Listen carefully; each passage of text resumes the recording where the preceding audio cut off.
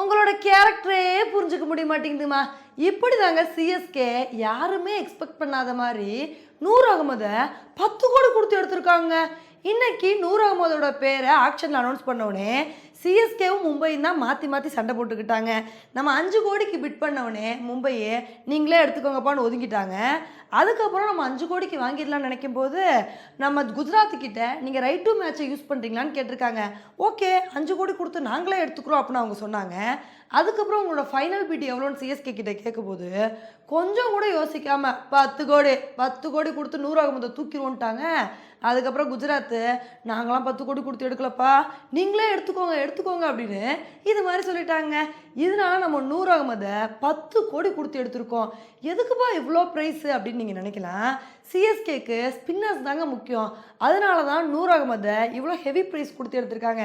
பாருங்கள், மற்ற டீமெல்லாம் 20 கோடி கொடுத்து எடுத்தா கூட அது ஹெவி ப்ரைஸ் மாதிரி தெரிய மாட்டேங்குது. சிஎஸ்கே 10 கோடி கொடுத்தா கூட எதுக்கு 10 கோடின்னு யோசிக்கிற அளவுக்கு நம்மளை வந்து வச்சுட்டாங்க.